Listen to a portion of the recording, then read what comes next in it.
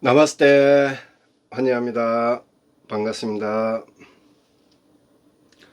저와 인연된 모든 분들이 보다 객관적인 관점에서 불교를 정확하게 이해함으로써 올바른 종교관을 가질 수 있도록 여러분과 함께 하기 위해 오직 한 길만 준비해온 진사입니다.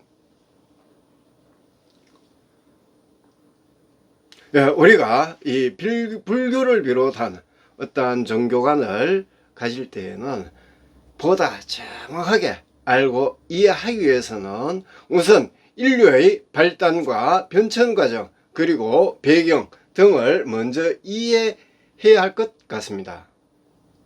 그래서 인류학계에서 문명 인류의 최초 발단으로 인정한 곳이 지난 시간에 우리가 함께 살펴보았던 메소포타미아 문명에 이어서 발단을 했고, 또 이것이 점진적으로 더 발전을 한 이 이집트 문명을 메소포타미아 문명과 함께 우리가 오늘은 신앙적 관점을 중심으로 해서 비교하여서 그 상이점을 먼저 살펴보도록 하겠습니다. 기원전 약 3000년경, 그러니까 지금으로부터 약 5000년쯤 전에 이 나일강은 지난번에 우리가 했던 유프라테스 강 그리고 티그리스 강에서 서쪽으로 넘어오게 되면은 위치하고 있는 바로 이 나일강 유역을 중심으로 해서 발달한 이 고대 이집트의 지형을 먼저 이 메소포타미아 지역과 비교해 본다면 메소포타미아 문명지는 어떠했나요? 굉장히 좀 개방된 그러한 지형이었습니다. 반면에 이 이집 나일강 유역 이 일대에는 보다 더 폐쇄적인 지형이었습니다. 왜 폐쇄적이라고 하느냐 하면 이 이집트의 서쪽과 남쪽에는 그 유명한 사하라 사막이 있었습니다.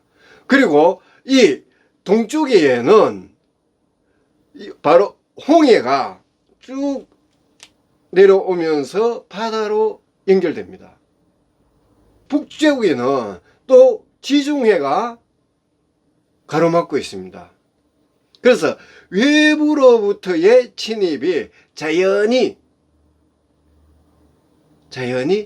어려운 그러한 지형, 이러한 지형학적 이점으로 해서 약 2500여 년 동안 외부의 침략이 없었던 이 이집트인들은 메소포타미아 지역 사람들에 비해서 보다 좀 더 단조로운 듯 하면서도 평화로운 그러한 삶이 가능했던 것입니다.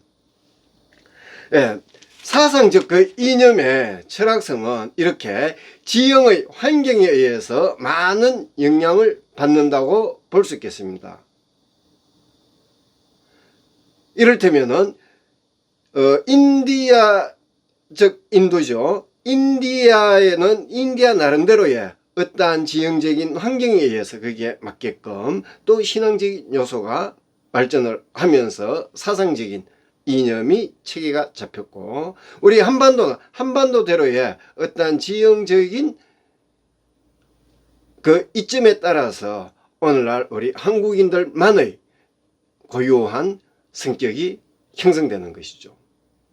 자연 환경의 영향으로 우리 인간은 이 본성이 가지고 있는 그러한 잠재의식이 그 지형들마다 공통적인 어떤 민족성과 문화의 특징으로 두드러지게 형성된다 라고 하는 것을 우리가 한 번 더 염두에 타 국가 또는 다른 민족성에 의한 어떠한 생활의 전통 관습에 대해서 우리가 폄하를 하거나 또는 배타적으로 대할 수 있는 자격이 아무도 없을 것 같습니다. 이러한 자연 환경에 의해 이집트 사람들은 자연히 이 현생계에 대한 한정적인 생각보다는 보다 더 폭넓은 세계관을 추구할 수 있는 그러한 생각들을 할 수 있는 계기가 됐던 겁니다. 이렇게 폭넓은 생각들은 어디로 갔을까요? 바로 사후세계, 즉 내세관에 대해서 논의할 수 있는 이러한 사상 이념은 신앙적인 관점에서 크게 세 종류로 분류할 수 있겠습니다. 이 자산 언급은 후에 제 어떤 논문이라든지 또는 그 서술을 통해서 오늘은 시간 관계상 거기에 대한 언급은 조금 자제하도록 하겠습니다. 예, 이러한 사후세계에 대한 생각은 피라미드와 스핑크스 건축물로 바로 직결이 됩니다. 이 피라미드와 스핑크스는 이집트 문명의 대표적인 문명으로서 불가사의한 건축 기술로 인정을 해야 하겠습니다. 그래서 현재까지 이 학계에서 조차된 피라미드는 과연 그럼 어떻게 만들었으며 또 어떠한 용도로 활용되었는가 라고 하는 이 의문에 대해서는 현재까지 정확한 답을 찾지 못하고 각 학계에서는 그 의견들이 분분합니다만, 여러 피라미드 가운데 내부에는 미라와 또 이 미라를 안장하는 바로 묘실이 없다는 이유로 이 피라미드의 주된 목적은 무덤이 아니다라고 주장하는 학자도 있습니다. 그러나 보편적으로 보면 대부분 이 피라미드에는 미라가 안정되어 있기 때문에 각 학계는 왕의 무덤이다 라고 하는 의견을 왜 만들었는가, 그 용도는 무엇일까, 한 번 더 우리가 생각을 해보면서 깊게 좀 들여다 보겠습니다. 이 대부분 피라미드에는 미라 주인공의 그 생전 모습과 꼭 닮은 같이 생긴 그러한 얼굴과 모습으로 만든 마스크관을 씌워서 육체는 죽었지만 죽은 후에 이 사후 세계에서 영혼이 다시 살아나 금생에서와 똑같은 생활을 할 것이다 라고 믿었던 것입니다. 또 다른 한편으론 이 언젠가는 이 금생기에 다시 부활을 했을 때에 그 무덤의 주인공, 즉 그 왕 본인과 모든 사람들이 알아볼 수 있도록 하기 위해서 생전의 모습과 똑같은 마스크관을 씌웠다 라고 하는 주장도 있습니다. 네, 이러한 주장들의 공통된 점은 이미 5천여 년 전부터 사후세계가 있다라고 하는 생각을 가지고 믿기 시작을 했습니다.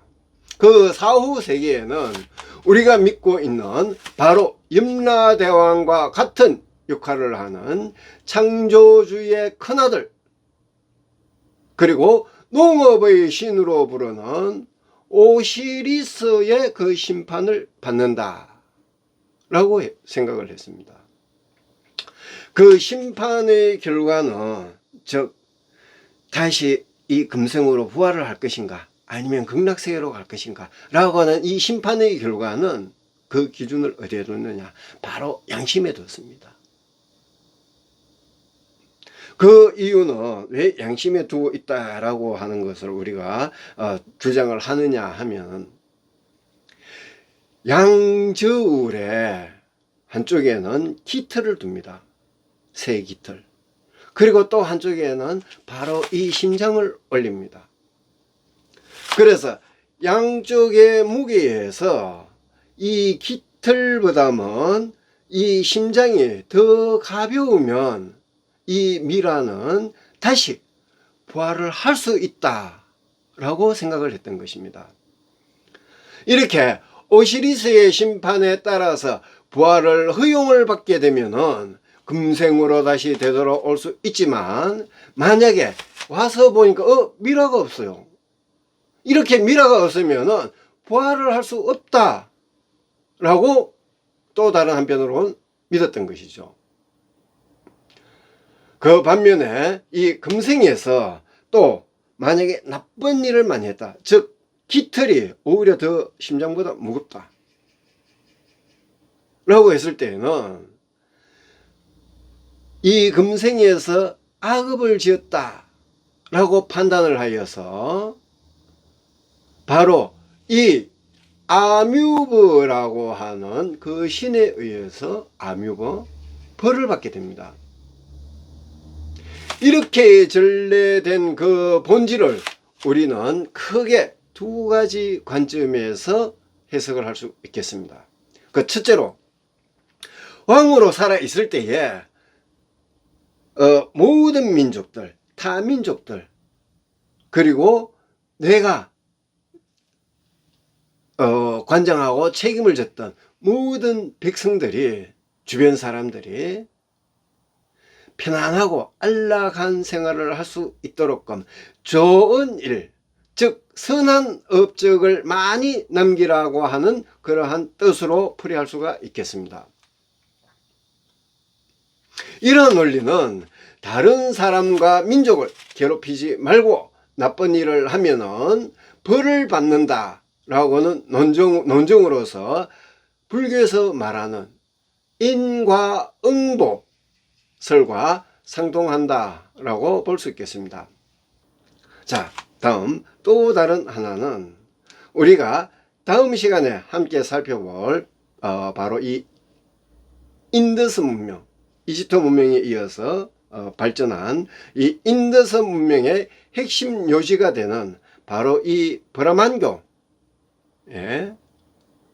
이 브라만교에서 주장하는 금생에서 삶의 행위가 후생의 내세관에 연결된다 라고 하는 이러한 세계론의 발단이다, 이렇게 볼 수 있겠습니다.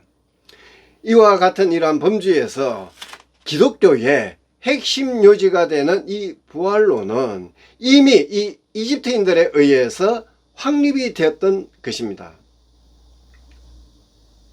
이러한 이집트의 내세에 대한 신앙적 세계관을 메소포타미아 지역에서는 이 현생계에 대한 안락함과 평화로움을 만족하기 위한, 그래서 추구했던 사상적 요소와 그 문명을 비교해서 본다면 완전히 극과 극의 차점이 있다고 볼 수 있겠습니다. 그렇다면 이 이집트인들은 왜 인간은 죽은 후에 세계가 있다고 설정하였을까요? 좋은 세계에서 영원히 영생하기를 원하는 한편 우리 인간 세계에 다시 부활하기를 간절히 바라고 원하는 불멸의 삶을 추구하는 이러한 사후 세계를 중시하는 생각의 마음이 생겼던 것은 어떠한 이유가 분명히 있었을 것입니다. 이러한 영생의 세계관을 설정한 이유를 우리가 이해하려면 지형학적 조건을 앞에서 말씀드렸습니다만 다시 한 번 더 좀 더 깊게 한번 봅시다. 이 나일강 유역이 주기적으로 범람을 하고 또 이 건조하기 때문에, 좀 더 구체적으로 다시 설명을 드리면은 그 강가에서 비가 오면 이 강가 주변에 있는 땅들은 물에 잠기게 됩니다. 그러다 보니까 자연히 이 토지가 비옥하게 되겠죠. 왜?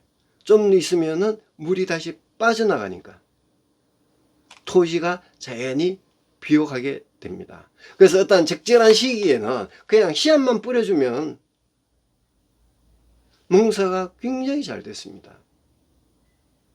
따라서 이 모든 것이 풍족한 그러한 지형이었습니다. 그러나 비가 또 적당히 오면은 고맙겠습니다만은 간혹 가다가 지나친 홍수가, 그리고 또 가끔은 몇 년에 한 번씩 태풍이 옵니다. 또 반면에 장기간에 걸쳐서 가뭄이 이어지면은 사람들이 불안했을 것입니다. 따라서 이 신의 아들로 추앙받는 이집트 왕은 직접 신에게 제사를 올리는 재정일치, 그리고 또 다른 한편으로는 신의 그 권한을 대리한다, 대행한다. 그래서 신권정치를 하였습니다. 자, 요 문제는 지금 그 대학 입시 문제로 해서 종종 잘 출제되는 그러한 문제이기도 합니다. 정치적인 요소에서. 예. 이 이집트인들의 이러한 신앙심은 그래서 태양신을 라라고 했습니다. 라 또는 호루스라고도 했습니다. 이런 유일신 태양신에게 태양신이 있다고 믿고서 이 이집트 왕은 태양신의 아들이다 라고 하는 뜻을 해서 태양신 이름 라를 이름의 중간으로 넣어서 파라오 라고 칭하였습니다. 그리고 이 파라오는 살아있는 신과 같은 그러한 존재였습니다. 즉 왕은 살아있는 신이었던 것이죠. 그래서 이 왕은 지형학적 이점으로 해서 외세의 침략 전쟁이 없는 가운데 모든 것이 풍족하였고 모든 사람들을 또 노예로 삼고 절대적인 신으로서 군림을 하면서 추앙을 받았던 그러한 절대적인 권력자였기 때문에 왕은 어떻게 생각했을까요? 아, 이것이야말로 진짜 바로 천국이구나 라고 생각을 해서 왕들은 다시 이 이집트에 태어나 부활하기를 원했던 것입니다. 이 파라오들은 죽은 사후의 세계 천국에서 계속 또 부귀영화를 누릴 것으로 기대하고 있었습니다. 다른 한편으로는 그래서 그들의 무덤이었던 이 피라미드에는 자연히 검은 보화, 보물들을 함께 두어서 왕이 저쪽 세계로 갈 때에 검은 보화를 많이 가지고 가면은 그 천국에서 좀 더 편안하게 영생할 것이다 라고 믿었습니다. 즉 이것이 우리가 흔히 말하는 바로 노잣돈이 되겠습니다. 이러한 영원 불멸의 영생론과 또 다시 태어날 것이다 라고 하는 이 부활론 세계관은 지금까지 바로 여러분이 원하였던 그러한 세계관이 아닐까요? 그렇다면 여러분의 그 천국 극락세계는 어디에 있을까요? 여러분의 부모님과 여러분이 살아가면서 그동안 도움을 받고 또 굉장히 절친했던 그러한 주변 사람들이 생을 마감을 했을 때에 그렇게 선하고 착했던 사람들이 어디를 가기를 원합니까? 여러분이 가고 싶어하는 그 극락세계 또는 천국은 어디에 있을까요? 좀 여담이긴 합니다만 정확한 답을 알고 있는 사람들이 있어요. 유비카라고 하는 그 유튜브를 운영하시는 그분의 모친께서 그런 말씀을 하시더라고요. 뭐 절인지 교회인지 나 말씀 못 드리겠습니다. 하여튼 어딜 갔더니만 사람들이 막 천국을 가도록끔 해달라고 막 기도를 하는 모습을 보고 자기는 고개가 갸탕해지랍니다. 여기가 천국인데 왜 자꾸 천국에 가게 해달라고 저렇게 빌지? 왜 저렇게 기도를 하지? 이해가 안 가더랍니다.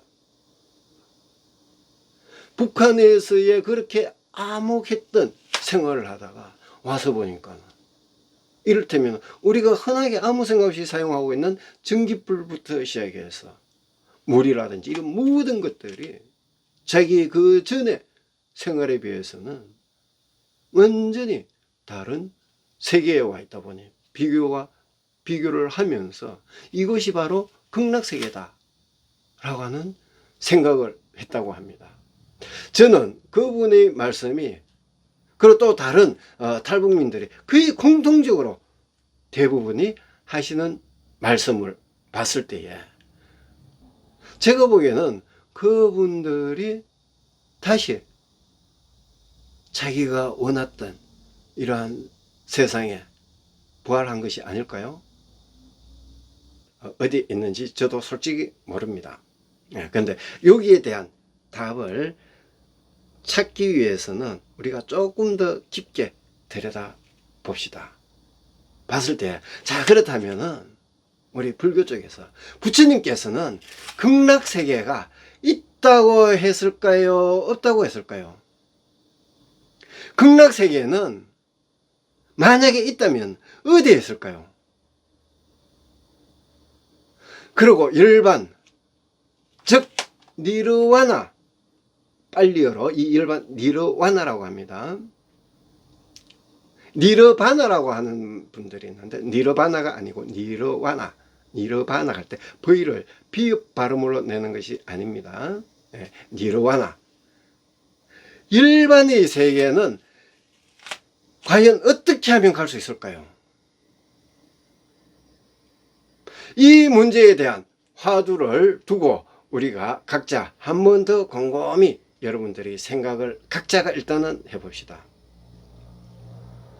그래서 다음에 우리가 부처님의 일대기를 통해서 부처님의 그 깨달음과 말씀으로 바탕으로 해서 우리가 이 문제를 하나하나 한번 불교적인 관점에서 구체적으로 찾아보았으면 합니다.